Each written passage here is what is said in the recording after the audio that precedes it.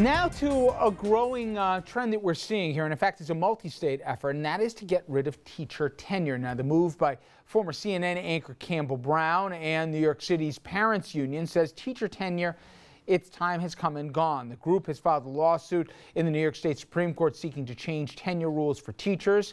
Brown's partnership that a lot of you heard from for Educational Justice Group filed another suit in July saying tenure violates the state's constitutional guarantee of a sound basic education for all children. Sam Pirozzolo, he's vice president of the New York City Parents Union, and he was kind enough to join us on this issue before. He joins us again, and today was a day that you expected to be in front of a judge here discussing the issue, but that got pushed back. Real shortly, explain what happened today and the significance of it. All right, well, thank you for having me again, Rich. But basically, we had a judge on Staten Island, supposed to be Judge Eliada, who has recused himself. There was a temporary judge assigned, but we just found out that Judge Minardo will be taking over the case. And the hearings that were scheduled today are scheduled for the 11th. Okay, September 11th. And basically there are two things that were going to be heard. Is one that Attorney General Eric Schneiderman had submitted papers to take the Albany case, which is known as Wright versus New York, and fold that into the Staten Island case, which is Davids versus New York, which is the lawsuit that's being brought by the Parents Union. And the second is that the United Federation of Teachers is looking to intervene as a defendant so that they can represent themselves in this case because it affects teacher tenure.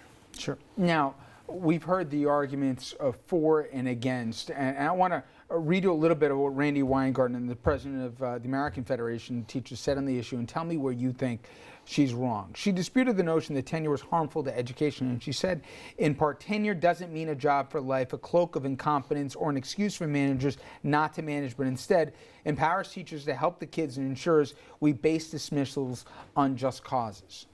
You don't agree? You take the whole thing and we can throw that out the window, all right? We're not looking to get rid of due process, and we're not saying that tenure is a job for life. In New York City, teachers have a section of the law called 3020A. After a teacher has been found to be grossly incompetent and to be removed, they go before an arbitrator, and using 3020A, the arbitrator can say, hey, you know what? Maybe if we just give you 3 more years of professional development, you might become an adequate teacher.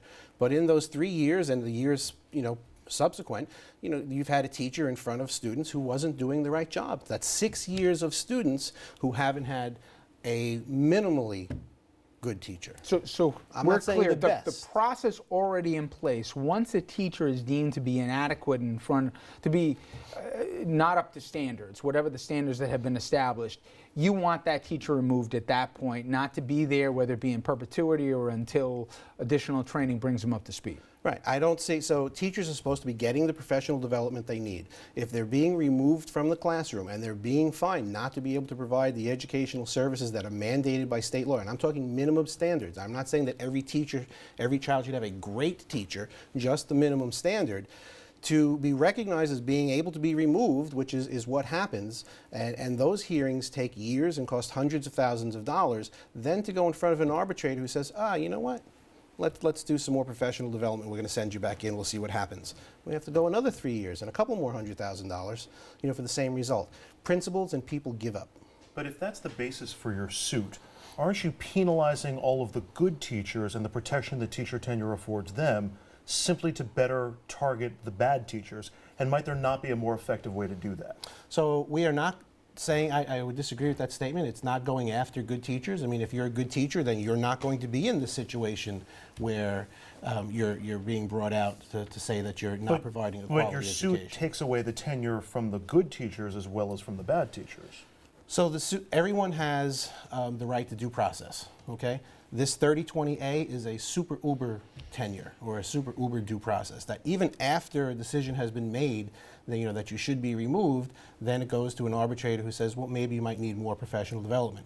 And that's just on educational standards. If you look at some of the headlines recently in New York City, the sexual abuse and the sexual misconduct that goes on, we cannot even get rid of those teachers. I understand. I don't mean to belabor the point, but again, you're focusing on bad teachers and saying throw away this entire system of tenure which clearly has some benefits to good teachers, just because of the bad ones. I don't know. I mean, you said that Randy Weingarten said that tenure allows teachers to speak out on behalf of their students. So if all of our teachers have been protected with tenure to speak out on behalf of their students, why is our system in such shambles as it is? Where are these teachers speaking out, pointing out that they need better relationships with their principals or better accountability from the Department of Education? You know, Sam, I think I speak for a lot of people where I'm conflicted on this one. This one isn't a slam dunk one way or the other, at least for me. I don't speak for the other guys that can do that themselves. But for me, I don't like the idea of the rubber room, all right? The idea that you have some incompetent out there or somebody who's done even some egregious acts in the classroom, and we keep paying them and sticking them in a room here to read the paper every day, okay? So, and for those of you who are familiar with what I'm talking about, you know where I'm going with this. That said, part of me is worried, maybe it's not the ambition of your organization, but there's some opponents to public education, period, that I know they're looking at this as an end round to cut funding yet again for public schools who are on the front lines for the kids who can't go parochial or private or whatever else, who don't have that as an option. They're going to get really screwed out of the process. So part of me understands where you're going, and part of me even applauds it, but part of me is worried about the consequences for the schools and for the kids in the public schools that don't have options to go run around to another school with and the paychecks that go along with it. So funding and tenure are two different things. I happen to be on lawsuits to restore state funding. I mean, state funding was You do agree with me. Some of the folks, the most vocal opponents of public school education and having property taxes attached to it, are also some of the biggest opponents to tenure. They do see the two as intertwined. I'm not attaching it to you, but some of the biggest opponents, coincidentally, approve of both different causes simultaneously. Okay. I mean, everyone is entitled to their opinion, but where we're coming from is that studies show that minority schools or schools in minority neighborhoods have more U-rated or unsatisfactory teachers than schools that are not students that are not in minority schools.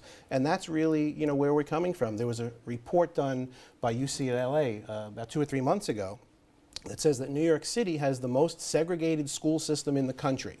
Okay. Now, if you look at it, I don't think that our schools are really segregated due to race, but if you look deeper, you can say that they are probably segregated due to economics. People in New York City have to go to school, to their neighborhood school, and they can only afford to live in certain neighborhoods, and that's your segregation right there. Okay, so let's say for argument's sake you win your suit.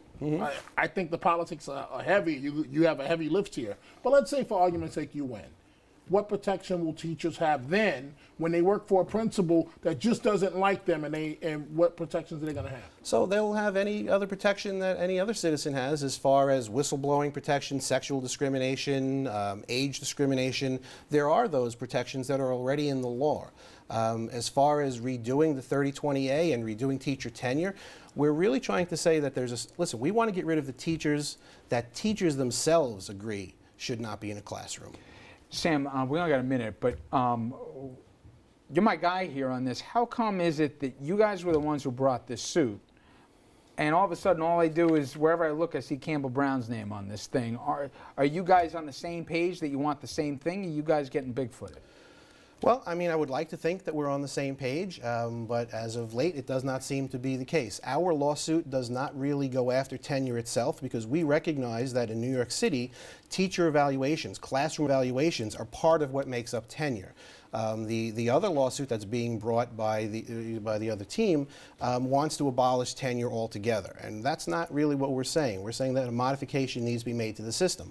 Unfortunately, we may have to take it out before we can modify it. Unless the United Federation of Teachers wants to come to the negotiating table and say, how can we make this better together?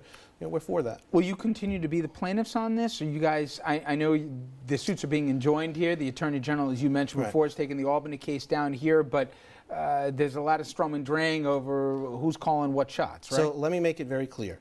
I am the Vice President of the New York City Parents Union. Mona Davids, who is the lien plaintiff, is the president of the New York City Parents Union, and absolutely no one speaks for us. Campbell Brown does not speak for us. Her attorneys do not speak for us. We have our own attorney, which is Jonathan Tribbiano from Staten Island. He's a Staten Island guy, and we will be reaching out to other law firms across the country. This is probably the biggest issue going on, maybe since Brown versus the Board of Education, and we are confident that we will find another attorney. Well, we will continue to follow this as well. Sam, thank you very much. I appreciate it. And I want you at home here to head over to Facebook and Twitter to sound off on our question that we're posing to you. And it has to do with teacher tenure. And while it's not specifically or exactly what Sam's case is about here, the broader issue, do you think it still has a place, or do you think it's time to abolish it?